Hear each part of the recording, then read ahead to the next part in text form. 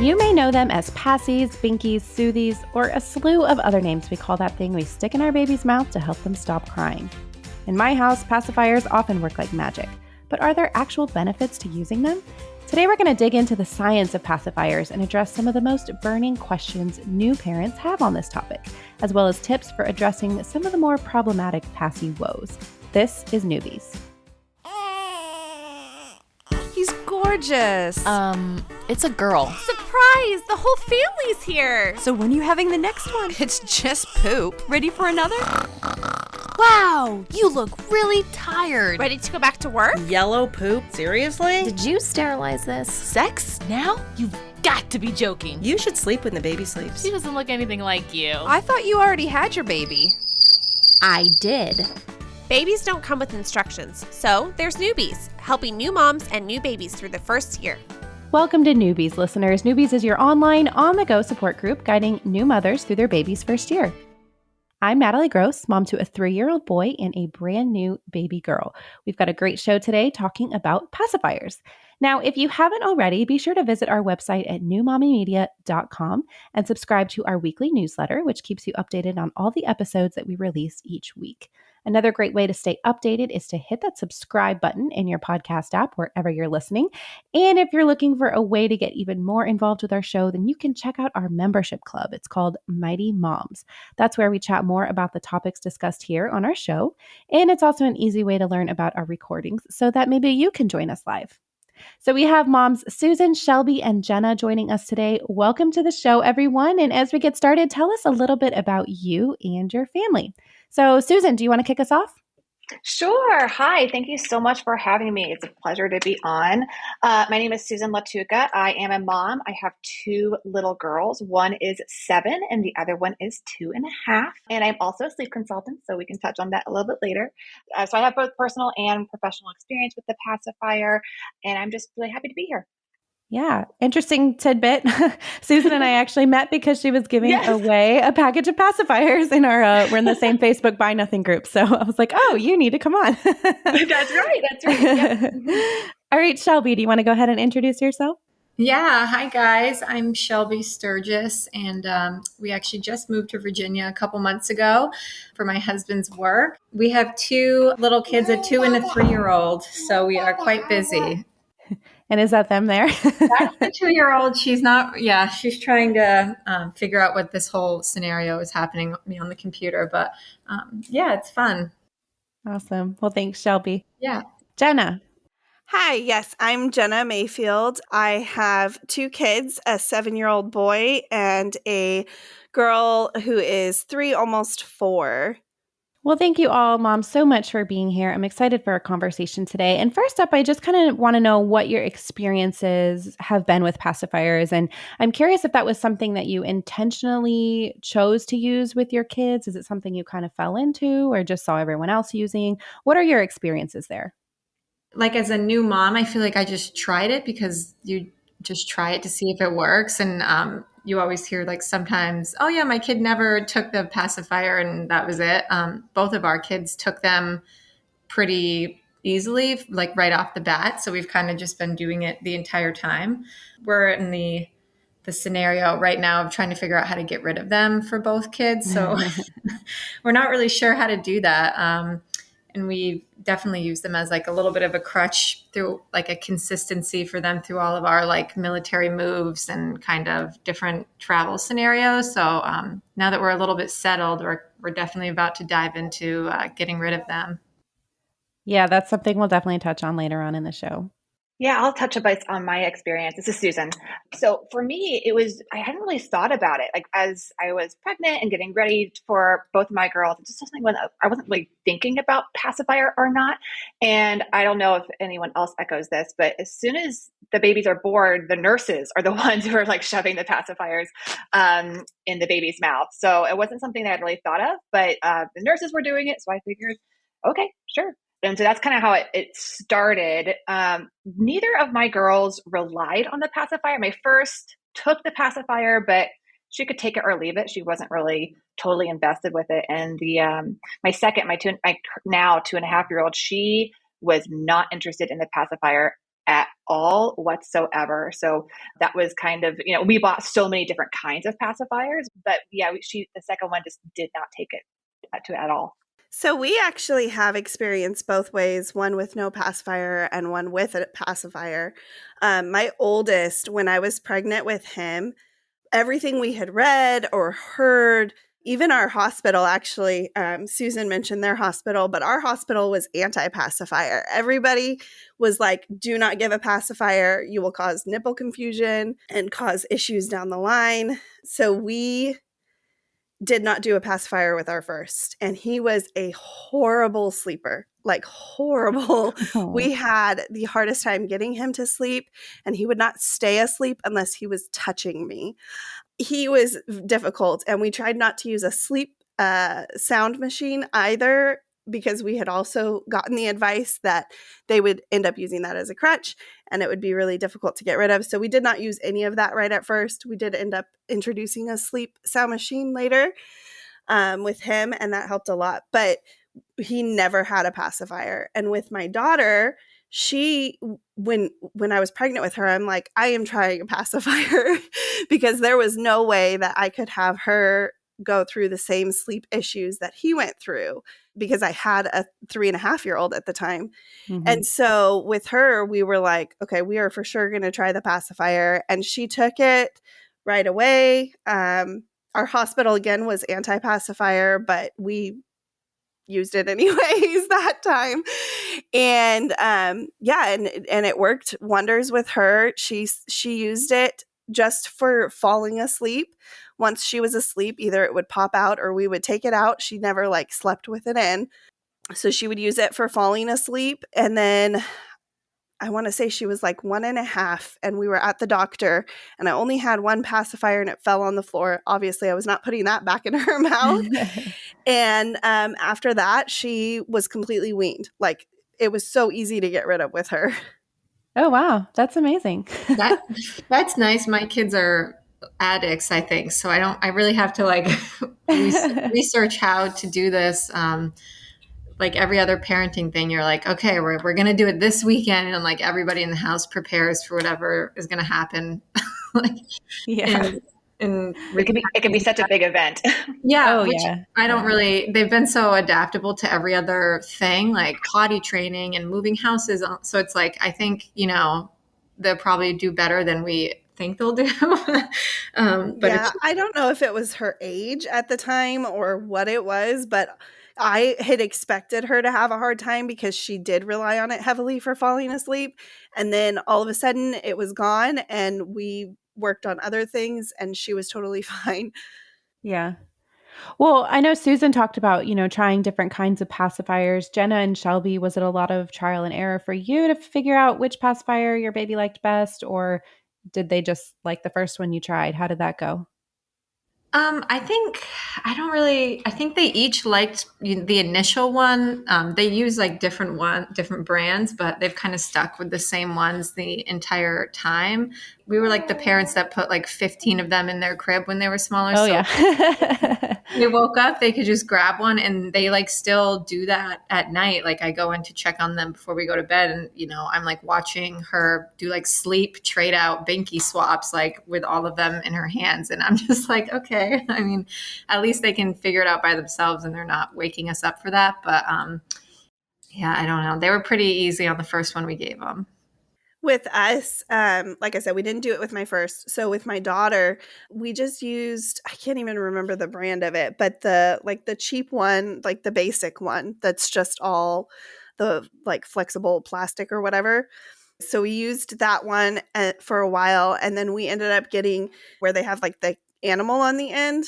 We got that one for her for a while, but once she started getting teeth, our dentist with my son, she had mentioned that we should probably get rid of that as soon as possible, because the weight of that causes their teeth to come in funny, I guess. So so we just used the basic simple ones. I think the ones that the hospitals give out. Mm-hmm. Yeah, well, thank you so much, moms, for sharing your experiences. And when we come back, we'll be meeting our expert, Dr. Natasha Burgert, a Phillips Avent partner and pediatrician, who's going to tell us pretty much everything you ever wanted to know about pacifiers and answer some of the questions we've already brought up in this discussion. So stay with us.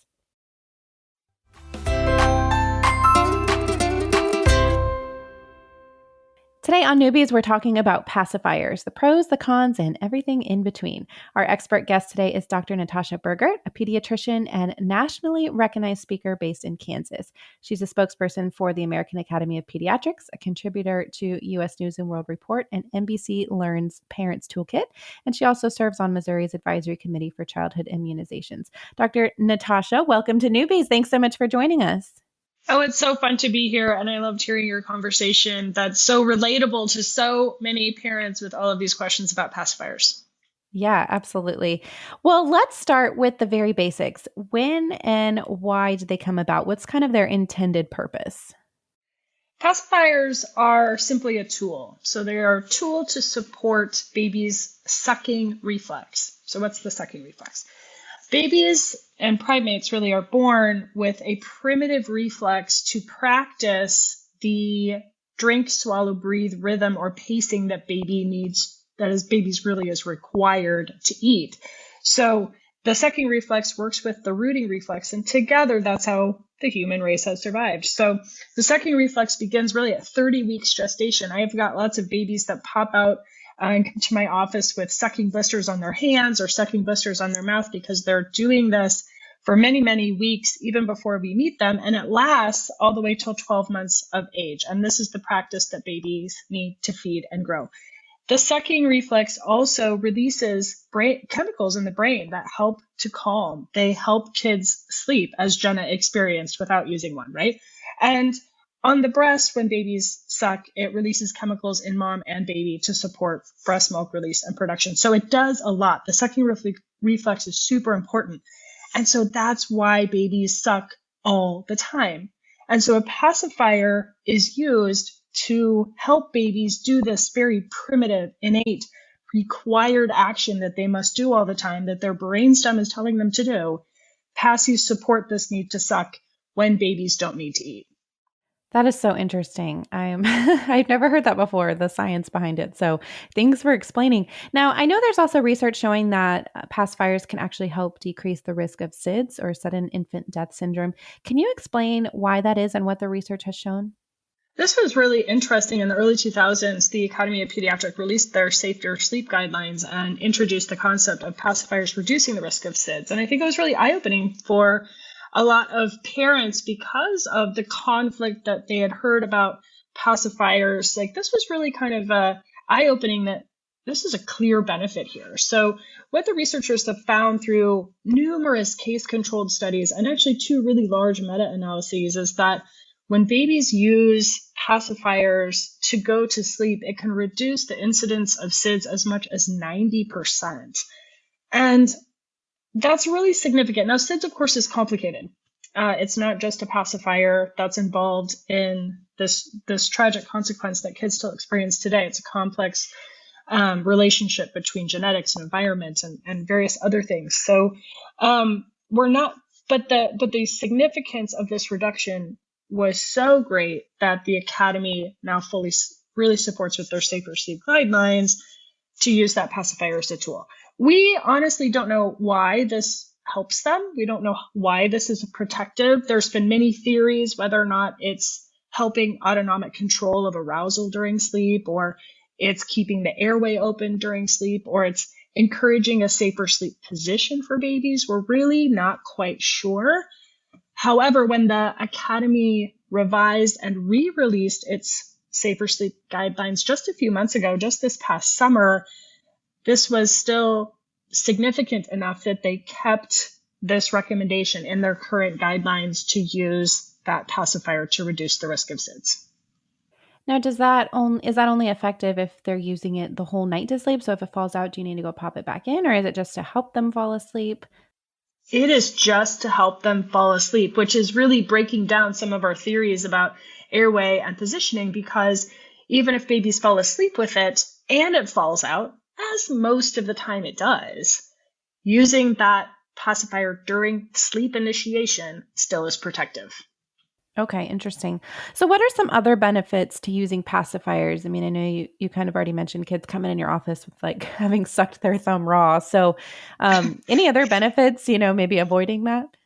Sure. So obviously soothing. It keeps other things that babies like to suck on. Again, a primitive reflex, they are going to find something to suck on, which usually fingers, thumb, or some other object. And a lot of parents just don't want their kids to suck on their hands. So it gives them a replacement for that.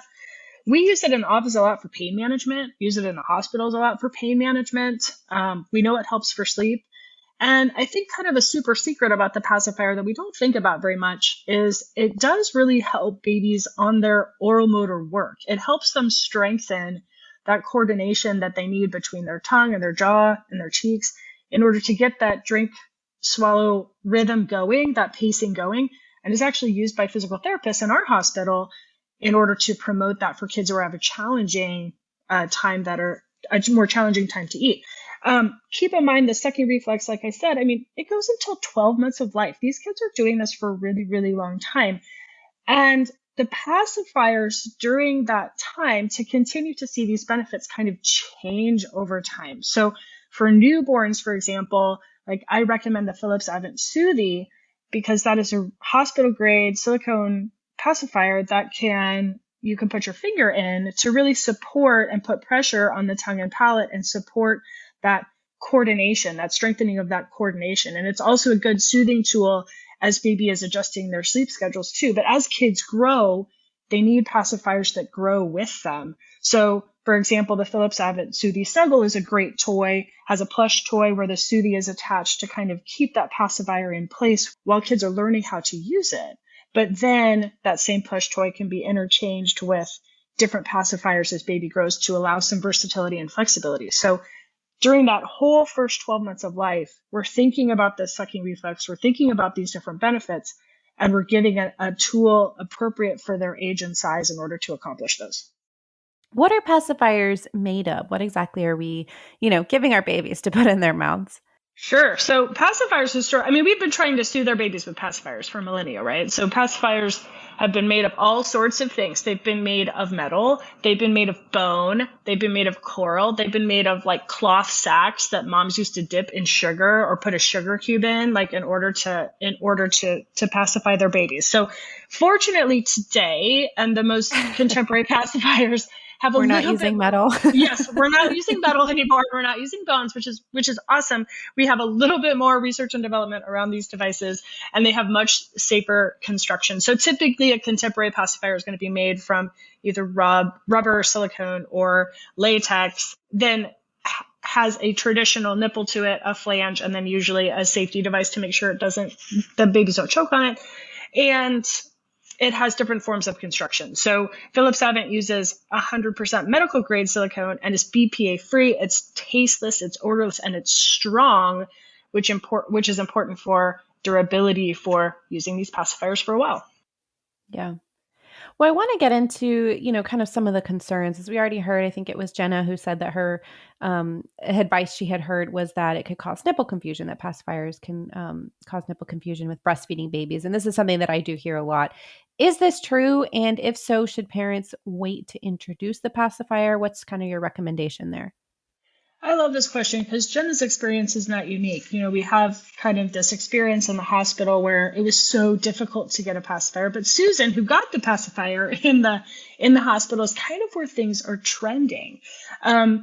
Because I don't think that we have great evidence for nipple confusion. And I know certain lactation consultants may disagree with me, but as a pediatrician who sees hundreds of babies, like nipple confusion is just something that practically I don't see with my breastfeeding babies. We have to remember that breastfeeding is a complicated interaction between mom and babe, and a simple piece of plastic is not going to derail this whole system that has been around for human survival. So we know that it's best practice to begin using any sort of synthetic nipple, whether it's bottle or pacifier, when mom has sufficient supply of milk, there's a consistent and comfortable latch, and certainly babies starting to have weight gain, so we know there's good milk transfer. For those babies, that's typically less than 2 weeks of life. If you're not breastfeeding, you can use a pacifier like immediately. But at the end of the day, I will support whatever parents want to do. If parents are really worried about nipple confusion and that's something that's top of mind, then of course, then delay that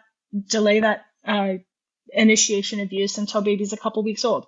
If that's something that you're not particularly worried about and you have a baby that really has a super strong sucking reflex and needs to suck all the time and is already starting to go after their hands and you really want to discourage that, I certainly have moms that start using pacifiers day one of life and are very successful breastfeeders as well. Mm-hmm.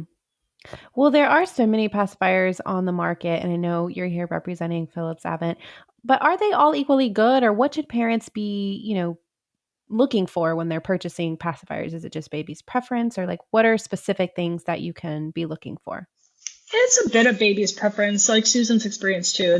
You try kind of a whole bunch to kind of see what fits, a little bit like Goldilocks. But when I talk about any sort of baby product, pacifier or otherwise, I always think of just three things. It's got to be safe, it's got to be easy to clean, and it has to be practical. So I think about safety stuff. You want to make sure that it's made out of a strong material. It's one piece construction. I prefer BPA free. That's why I recommend Philips Avent pacifiers, and make sure that it's the correct size for your baby so that you can support that oral motor work that pacifiers can help with. I like ones that are easy to clean. I mean, we need, especially with all of the illnesses that are going around right now, like we need to make sure that we can sterilize them easily in boiling water, throw them in the dishwasher, throw them in sterilizers, and they have to be strong enough to be able to do that. And there has to be a practical piece too. Like, I don't want to buy a whole bunch of stuff. I don't want to have to buy a million different things in order to support this natural reflex that my baby has. So I like things that will grow with kids, like the Philips Avent Soothies Snuggle, of course, that can grow and change as babies get bigger, and that have some variability in their pacifier line, so that you can kind of stick with one brand, because that's generally going to be the same nipple shape for whatever your baby likes. Okay, great. Well, we are going to take another quick break, and when we come back, we're going to keep hearing from Dr. Natasha and our moms.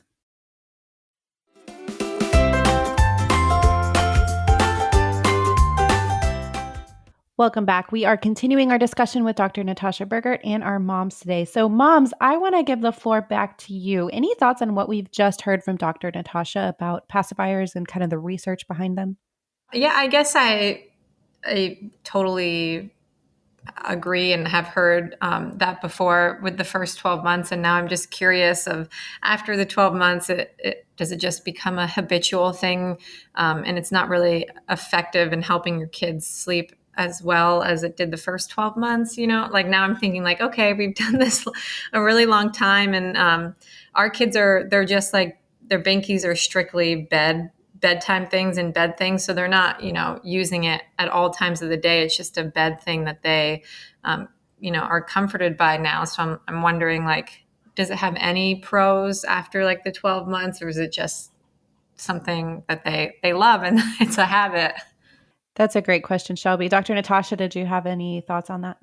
Yeah, I think you've already nailed it on the head, Shelby, when you said that it's a tool that's a consistency and lots of transition, right? So there is a psychological dependence that starts to happen. These kids have had these devices that have provided them soothing and comfort as long as they remember being alive. And so it allows that consistency, it allows that routine. It's part of the bedtime routine. It's part of the car routine. It's part of comfort. It's part of pain management, whatever it may be. So absolutely, there's still benefits after the first year. I think that Jenna's experience, where it was easy to wean, like right around 18 months, does have some validity, because as kids age and that psychological dependence grows stronger, then it does get harder to break. So every kid does kind of have a sweet spot where they've used it and they're ready to transition off. Jenna just got lucky to hit right at that 18-month mark. Some kids are closer to 2, but most people are going to recommend, both pediatricians and dentists are going to recommend that between, or by the age of 3 is really when we want to wean away the pacifier to prevent the dental complications that can sometimes come from using it too long. Have you found like a method that you've seen parents like works best. I mean, I think every mom's probably Googled every way of getting rid of a pacifier, cutting it down like smaller so that eventually there's nothing, or just cold turkey. And I don't know if the other mom, Jen, has had a better experience. Oh, I guess hers was more natural than what ours is probably going to be. Yeah, everyone jump in here. If you've weaned your kid from the paci, like let's give What are some your tips secrets? Yeah. This is Susan, just chiming in here. From a sleep consultant perspective, I do have two methods that I coach parents through, and it really is age specific. As Dr. Natasha was saying, there is more of an attachment after kids reach a certain point. And so, when I'm working with families who are weaning from the pacifier, usually if they are under 18 months, it's pretty much just easier to go cold turkey. Just remove it and toss them in a bag, toss them in the trash, remove it so there's no possible reliance on like grabbing it in a situation where you need it. It's just done. But after 18 months, between the 18 and 3 years, you can get kind of whimsical and fun with it if that's in your wheelhouse. I coach people through inviting the pacifier fairy to the house, and you can have your kids. There's plenty of books that you can buy about the pacifier fairy. And it's basically just like, you gather all the pacifiers, you put them in a little bag, and you can either hang them on the door or just like the tooth fairy, put them under the pillow. And then the pacifier fairy will come and take them, and there's no more pacifiers. That can be pretty successful with kids who have a little bit more cognition, who are able to understand that concept a little bit more, and it can be kind of fun. Having said that, especially when the kids are older, there's likely to be pushback no matter how you do it, especially if that attachment is pretty firm. Perhaps we're using it not just at nighttime, but other times as well.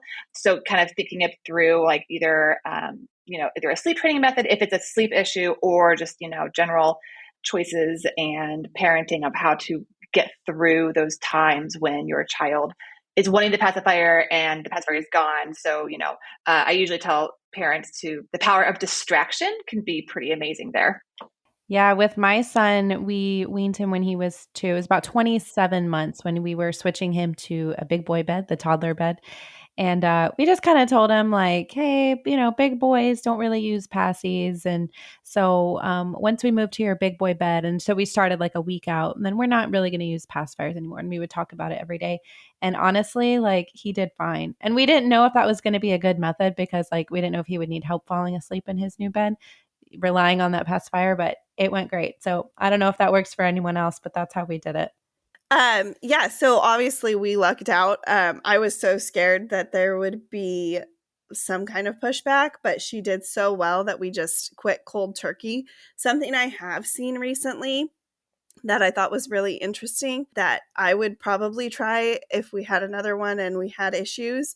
I've seen where parents have taken their kids to like Build-A-Bear or something and then had them put the pacifier inside the bear.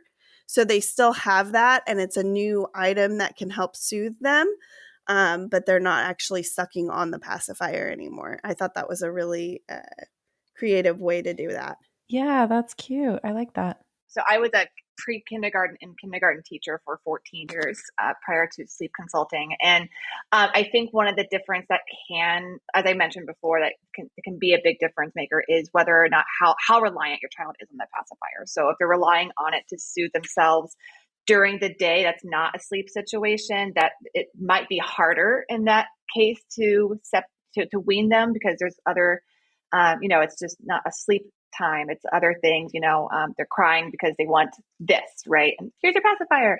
So, in my experience with working with young children in the classroom setting, that is something that has popped up. Like the pacifier was a way to get them to calm down or soothe during just conflict, whether they weren't getting what they wanted or there was a social conflict versus just a flat out sleep issue.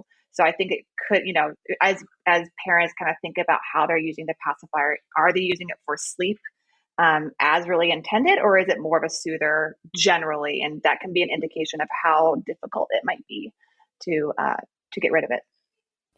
Yeah, one of the other, struggles with pacifiers besides weaning, at least for my house, has been what I call the paci dance, right? So baby falls asleep with it in, it falls out, and then right now with our girl, she's awake wanting it back in her mouth. And then you're kind of doing the paci dance for hours at night. So Susan or Natasha, do you have any tips for parents also going through that?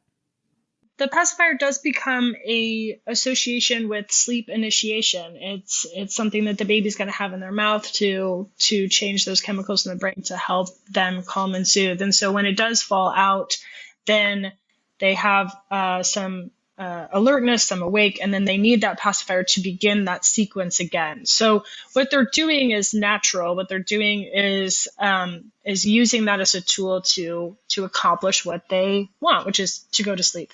And so when you start doing the paci dance, and if it does get really to have a really codependent relationship, you have a couple of situations where you are the mom that has 27 pacifiers in the bed, so the kids can pick up one and replace it in their mouth independently. But before the kids are able to do that, that is a time when a lot of my parents do choose to wean the pacifier. And I don't know if this is Susan's experience as well, that when that pacifier becomes a hindrance to sleep duration, that might be a trigger or a clue that that's something that it's going to be more of a hindrance than a help, and it's time to let it go. Yeah, that's exactly what I see. And a lot of that's exactly when people start reaching out to me because they're going into their child's bedroom, 15, 16 times a night because the baby just can't fall asleep without the pacifier. It falls out and the whole process starts over. So, again, I do think that it's, always a parental decision on and how long to keep the pacifier, when to start weaning it. But when there is a reliance on it, you have the decision of, what do you want to do? Do you want to keep on doing the pacifier dance, or are you ready to take it and learn how to teach your child how to put themselves to sleep on their own without a pacifier? Okay, great. Well, that's what I have in store then. Any last thoughts as we wrap up here? I mean, in your minds, would you say the benefits of pacifiers outweigh the cons? Like, what's everyone's kind of final thoughts on this discussion? I definitely want to chime back in about the nipple confusion too. So what we found was that it did not cause nipple confusion. We started her with day 1 and we breastfed, and she was a champ latcher from day 1, which my son was not. So obviously every kid is different. So we could have had issues with him, but with her, we had no nipple confusion. And I feel like in our experience, we ended up with a really good pacifier experience with our second, and I wish we had tried with our first and seen how that would have helped. I think for our family life and our scenario, even though we haven't tried to get rid of them yet, so I guess I can let you know when we if it was yes, follow up. I think just with my husband being in the military and traveling so much and us moving, like I said earlier, it was just always the consistent thing that I'm glad that they had as we, moved beds and houses and all this stuff. So I think right now it's a positive thing for them. And I feel a little bit better about tackling the getting rid of it after listening to everybody today. So I would do the same thing again for sure. Looking back on our situation. This is Susan again. I think in my experience, in my work with parents, oftentimes it's the parents that have more of an attachment to the pacifier than the actual kid does. And it's, as you were just saying, that you like having the security of it with you through all the moves and all the travel. So sometimes it's more of a parent issue. But I think the other thing that I certainly felt and continue to feel is that most things, especially the pacifier, are reversible, right? So if your child does have, it turns out that your child does have a reliance on the pacifier, that's something that can be changed. It can be changed now. It can be changed later. It's not necessarily something that they're going to continue with. They're certainly not going to be 10 years old with a pacifier. So, it's just a good reminder of there's a season, and that season, whether you choose it or whether it just happens naturally, will come to an end. And there's always ways to just continue marching forward, right? So just something to remember, that you're not going to be stuck, whether for better or for worse, you're not going to be stuck in a certain position for the long term. That's good to Totally. hear. Yeah. All right, Dr. Natasha, any last thoughts as we wrap up here? Yes, I agree with Susan. Your kids are not going to go off to college with pacifiers, I guarantee it. I want parents to remember that pacifiers are offering a physiologic benefit to their kids. They are offering an emotional benefit to their kids and possibly increasing safety with SIDS reduction. So I know there's controversy on there, and you'll find a lot of different opinions, but most pediatricians are going to stand in support of using pacifiers if parents want to. And we'll be here to coach you through that process and give you good developmental cues of what time it is to get rid of it and support that part of your kid's journey. Awesome. Well, thank you so much to you, Dr. Natasha, and to you, Mom, Susan, Shelby, Jenna. Thanks so much for joining us with this discussion today and for this episode. So listeners, be sure to check out newmommymedia.com, where we have all of our podcast episodes, plus videos and more.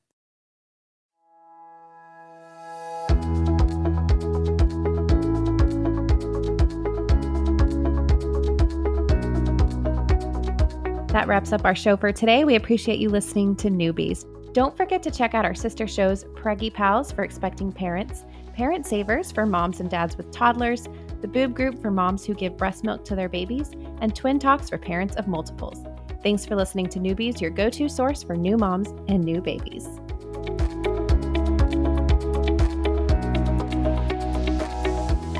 This has been a New Mommy Media production.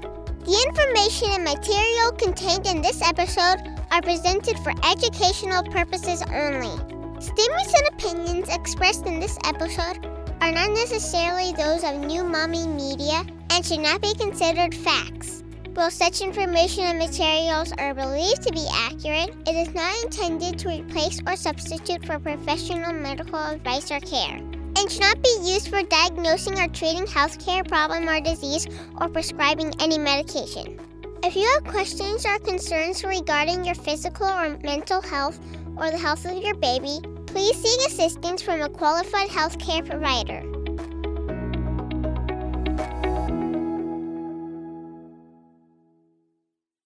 Hey mamas, don't forget to check out Mighty Moms. It's our online community built for new moms just like you.